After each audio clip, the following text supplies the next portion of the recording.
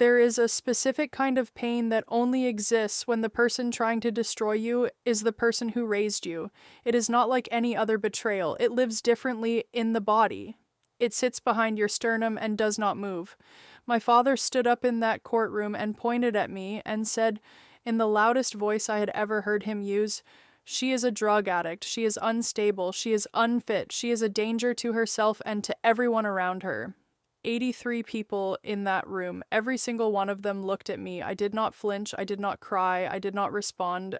I sat with my hands folded on the table in front of me, and I waited because I knew something my father did not know I knew, and I knew that in approximately 4 minutes, the judge was going to ask him one single question, and his answer was going to end everything he had spent 6 months building against me. This is that story, and I need you to stay with me because what happened in that courtroom was only the beginning. If you have ever been betrayed by someone who was supposed to protect you, someone who used your vulnerability as a weapon against you, this story is going to hit somewhere very deep. Subscribe to Twisted Truths, hit that like button, and please stay with me until the end, because the truth in this story does not arrive quickly. But when it arrives completely.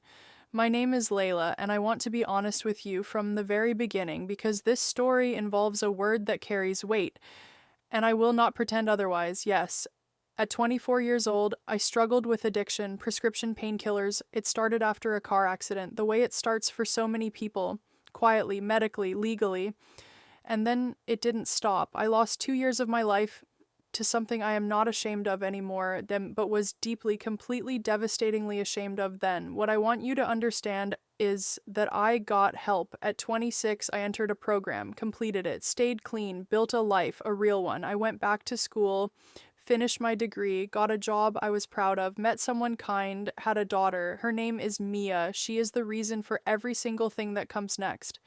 My father, Gerald, was never a warm man, controlled, precise, the kind of man who believed that family reputation was more important than family truth. When I was struggling at 24, he did not offer help. He offered silence, then distance, then, when I got better, a version of acceptance that always felt like it had conditions attached.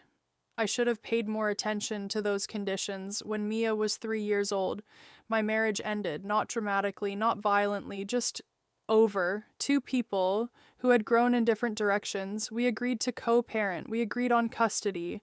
We were, by every measure, doing it right. And then my father decided to get involved. It started with a phone call. My father called me on a Tuesday evening and told me he had concerns about Mia, about my ability to parent her, about my history.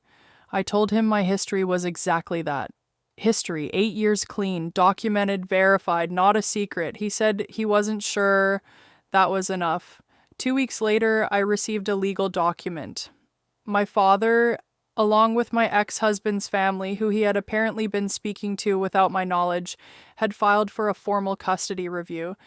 They were seeking to have my parenting time reduced, significantly, on the grounds of my past addiction. I want you to sit with that for a moment, not my current behavior, not any incident, not any concern raised by my daughter's school, her doctor, her therapist, none of whom had anything but positive things to say about Mia's home life.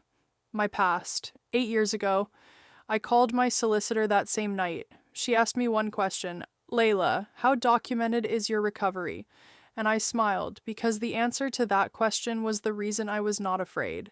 For 8 years, not because anyone told me to, not because I was building a case, but because it was part of how I stayed well, I had kept records, drug tests, therapy notes, program completion certificates, letters from my counselor, character references, medical records, 8 years of continuous unbroken documentation, a paper trail of a life rebuilt. My solicitor looked at the file I sent her and said, "Layla, they have no idea what they're walking into." The hearing was on a Thursday morning in March. I arrived early, sat in the corridor outside the courtroom for 20 minutes, drank a cup of tea from a paper cup, read through my solicitor's notes one final time. My father arrived with his barrister 12 minutes before the hearing began. He walked past me in the corridor. He looked at me the way he had looked at me my entire childhood, like I was a problem he had not yet solved. He did not speak to me. I did not speak to him. The hearing began at 10 o'clock. My father's barrister opened, presented the case, the history of addiction, the concern for the child, the need for the court to take a careful look, careful language, measured, professional. And then my father was invited to make his statement. This is the part I want you to picture clearly. My father stood, and something shifted in him. The careful, controlled man I had known my entire life, the man who measured every word, disappeared. What replaced him was something older, angrier, something that had been building for a very long time. He pointed at me, his own daughter, across that courtroom, and he said, "She is a drug addict. She has always been a drug addict. She will always be a drug addict. She is unstable. She is unfit. She is a danger to that child, and I will not stand by and allow my granddaughter to be raised by someone like her." The room was very quiet. I sat with my hands folded, eyes forward, breathing steady. I did not look at him. The judge, a woman in her late 50s, silver hair, glasses on the end of her nose, waited until the room was completely still. Then she looked at my father and she asked him very quietly, "Mr. Ashworth, when did you last speak to your daughter's treating counselor?" My father blinked. I haven't. When did you last review her medical documentation? I don't have access to. Are you aware, the judge said, her voice still perfectly even, that this court has already received and reviewed 8 years of continuous sobriety, records, drug testing results, therapist assessments, a letter from her daughter's pediatrician, 2 character references from her employers, and a statement from her daughter's school describing her as, and I quote, "an exceptionally engaged and attentive parent." My father said nothing. "Are you aware of any of this?" He said very quietly, "No." The judge looked at him for a long moment. Then she looked down at the papers in front of her, and she said, "Then I'm not sure, Mr. Ashworth, what exactly it is you believe this court should act on." The application was dismissed, fully, completely, with a formal note in the record that the concerns raised were not supported by any current or credible evidence. My father's barrister said very little on the way out. My father said nothing at all. He walked past me in the corridor again. This time, I looked at him. He did not look back. I sat in my car in the car park for a long time. I did not feel triumphant. That is the thing nobody tells you about winning against someone you love. There is no clean feeling, no rush, no celebration, just a very old, very tired grief for the father you needed and the one you got. I picked Mia up from school that afternoon. She had made a painting in class, blue and yellow and completely abstract. She told me it was a horse. I told her it was the most beautiful horse I had ever seen. She held my hand all the way to the car. That evening, after she was in bed, I sat at the kitchen table with a cup of tea, and I thought about the girl I was at 24, struggling, ashamed, certain she was too broken to ever be worth much, and I thought about what she would say if she could see the woman who sat in that courtroom, hands folded, eyes forward, 8 years of quiet, daily, unremarkable proof that she had built something real. She would not believe it, but it was true. Every single word of it was true. Here is what I want to leave with you. Recovery is not weakness.